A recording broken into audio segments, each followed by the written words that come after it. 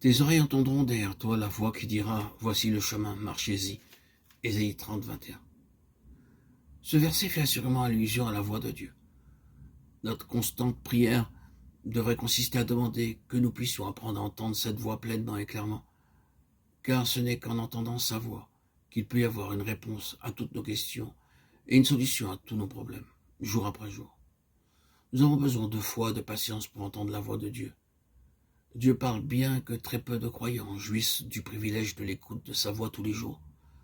Dans le psaume 29, il est clair que la puissance de Dieu est pleinement manifestée lorsque nous jouissons de l'écoute de sa voix. La voix de Dieu brise les cèdres, la voix de Dieu fait jaillir des flammes de feu, elle ébranle le désert. Ces paroles sont répétées pour montrer la grande puissance de Dieu qui est à notre disposition pour votre vie et la mienne. Nous avons déjà vu comment cette leçon fut enseignée à Élie le prophète. Dans 1 Roi 19, 12, il entendit la voix douce et subtile de Dieu. Dans 1 Roi 18, 38 à 46, il avait vu la grande puissance de Dieu. Cependant, ici, dans le verset 4, il déclare ne plus vouloir vivre. Chacun d'entre nous, nous nous sentons à un moment ou à un autre découragés, dépressifs et abattus. Tous, nous trouvons parfois que nos fardeaux sont trop lourds et nous nous mettons sous le gêné. Mais lorsque Élie entendit la voix douce et subtile, 1 Roi 19, 12, son fardeau fut enlevé, son désir de mourir le quitta et toutes ses interrogations au sujet de Dieu disparurent. Il apprit un nouveau secret. Il apprit que les voies de Dieu ne sont pas celles de l'homme. Dès que vous avez appris ce secret, alors, quel que soit votre fardeau ou votre problème, vous en sortirez vainqueur. Nous devons apprendre le secret d'entendre Dieu et de connaître ses voies. Celui qui a mes commandements et qui les garde, c'est celui qui m'aime. Jean 14, 21. Comment ces expériences de l'écoute de la voix de Dieu peuvent-elles devenir notre expérience? L'apôtre Paul a pris cette leçon à l'instant de sa conversion. Le premier pas fut que Saül devint Paul. S'il désirait entendre Dieu davantage, il devait obéir.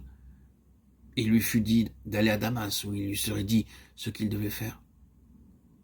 Vous devez obéir à tout ce que Dieu vous a montré. Je vous répète qu'à moins que vous ne naissiez de nouveau, vous ne pouvez pas entendre la voix de Dieu.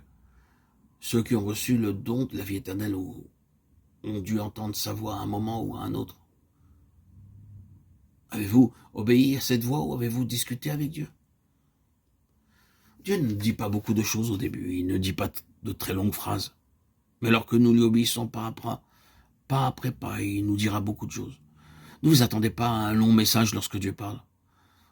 Obéissez en proportion de ce qu'il vous dit. Lorsque Saül obéit à la voix et alla à Damas, Dieu avait préparé à son insu un autre serviteur pour aller vers lui. Ananias vint vers Saül et commença à lui parler, acte 22, 12. Il semble que c'était la voix d'Ananias qui s'adressait à Saül.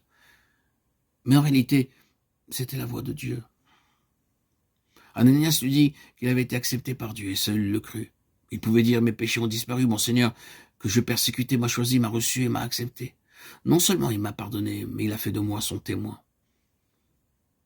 Il désire que je voie sa gloire et que j'entende sa voix quotidiennement. »